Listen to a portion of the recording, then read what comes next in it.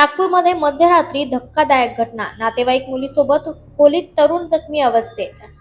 प्रेमसंबंधांतूनच प्रकार. पोलिसांचा तपास सुरू. नागपूर शहरात काल मध्यरात्री नंदनवन पोलीस स्टेशनच्या हद्दीत तरुण त्याच्याच नातेवाईक असलेल्या मुलीसोबत जखमी अवस्थेत आढळून आल्यानं एकच खळबळ उडाली आहे. बालाजी कल्याणे असं मृतक तरुणाचं नाव आहे. तो नागपुरात पोलीस भरतीच्या तयारीसाठी आला होता. नागपुरातील नंदनवन परिसरात मित्रासोबत भाड्याने घेतलेल्या रूम मध्ये तो राहत होता. काल रात्री त्याची नातेवाईक असलेली मुलगी त्याच्या रूम मध्ये आली. यावेळेस त्याचा मित्र बाजूच्या रूम मध्ये झोपलेला होता. मध्यरात्री मात्र मुलाच्या छातीवर धारदार शस्त्राचे गंभीर वार केलेल्या अवस्थेत तर मुलगी तिच्या डोक्याला दुखापत झालेल्या अवस्थेत मिळून आली आहे. या घटनेनं एकच खळबळ उडालेली आहे.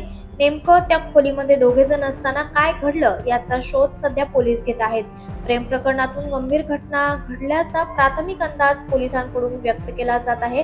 मुलीकडून सांगितलं जात असलेल्या माहितीची पडताळणी करून तपासात याबद्दल स्पष्ट नेमकं काय घडलं ते सांगता येईल, अशी माहिती नंदनवन पोलीस स्टेशनचे पोलीस निरीक्षक विनायक कोळी यांनी सांगितली आहे. नंदनवन पोलीस स्टेशन हद्दीमध्ये आज दिनांक 4 डिसेंबर 2025 रोजी सकाळी 3 ते 3:30च्या दरम्यान नंदनवन कॉलनी या ठिकाणी एका घरामध्ये एक मुलगा आणि एक मुलगी जखमी अवस्थेत असल्याबाबत आम्हाला कॉल प्राप्त झालेला होता.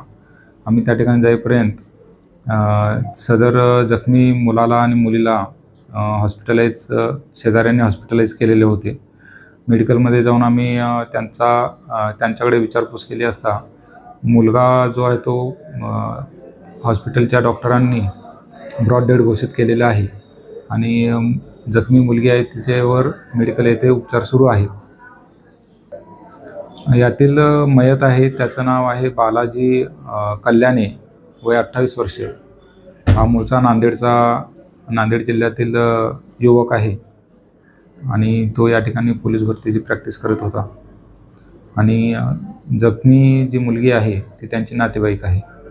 काय यामध्ये थोडे तपास करून आपल्याला निर्णय घ्यावा लागणार आहे. त्यात तपास सुरू आहे.